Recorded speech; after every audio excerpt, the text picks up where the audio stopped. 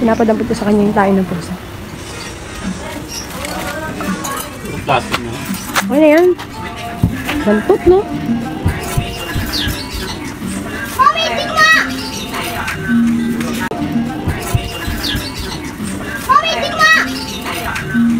Solisan mo nga doon.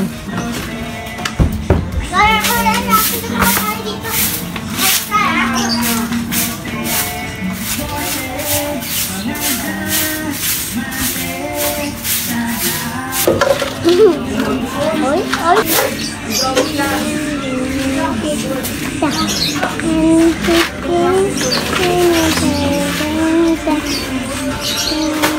Pastillas ah. Teka lang, dumi yung mata mo. Punasan mo ng ano mo.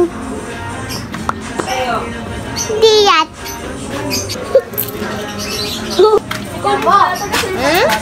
Na, sa'yo na yan. Sa'yo na yan. Rex! Rex! Yun.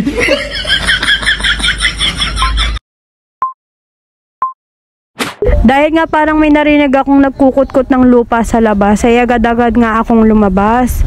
Pagkakita ko nga ay nandito nga yung lalaki na ito. What? Tinadampot niya nga pala yung mga tayo ng pusa namin. Ewan ko bakit niya ito ginagawa. Kako nga eh, kaya ko naman niyang gawin kaya iwanan niya na lang dyan. Ayaw niya nga talaga magpaawat at talagang tuloy-tuloy siya. Akala niya naman kasi sa ganyan paraan ay sasagutin ko siya. Oo, tama kayo nang narinig. Nga pala yung maliligaw ko ng paulit-ulit ko nang binabasted. Ang kulit nga niya na ipanipunta pa rin dito sa bahay kahit panisabi kong wala nga siyang pag-asa sa akin. Ako nga kahit anong gawin mo ay hindi mo makukuha ang puso ko. Kahit nga magtupad siya na walang bayad dito araw-araw ay hindi niya nga ako mapapasagot ng oo. Hindi ko siya tatanggapin bilang boyfriend ko dahil nga hindi ko nga siya mahal. Pinipigilan ko na nga talaga siyang gawin yan dahil nga nahihiya na ako sa mga kapitbahay. Baka kung anong isipin sa akin. Hindi nga siya nagpapatinag sa mga sinasabi ko. Talagang tinutuloy niya pa yung mga ginagawa niya. Nagpapasikat sa akin. Nakala mo naman sasagutin ko siya. Pinipilit ko na nga siyang bayaran dyan para nga wala siyang masabi sa akin at pinapauwi ko na nga. Sabi ko nga, umuwi ka na nga dun sa inyo. Kaso nga, ayan ay drinamahan pa ako. Nag-iiyak pa sa harapan ko. Ako kahit naman yan kay, pasensya ka na wala talaga akong nararamdaman para sa'yo. Baka tumawag na nga ako ng pulis dahil sa kakulitan niya. Tinanggap niya na nga lang din ang pera at umalis na nga siya dito.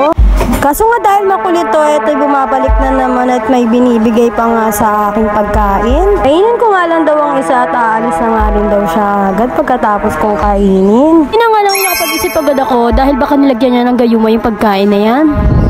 Agad ko nga tinanggihan. Nasa iyo na yan! Kaya tayo mga babae, lagi tayo mag-iingat dahil hindi natin alam ang intensyon ng mga taong pumupunta sa atin, lalo na ang mga lalaki. Lagi mo nga tatandaan ang mukha na yan dahil asawa ko yan. Gago!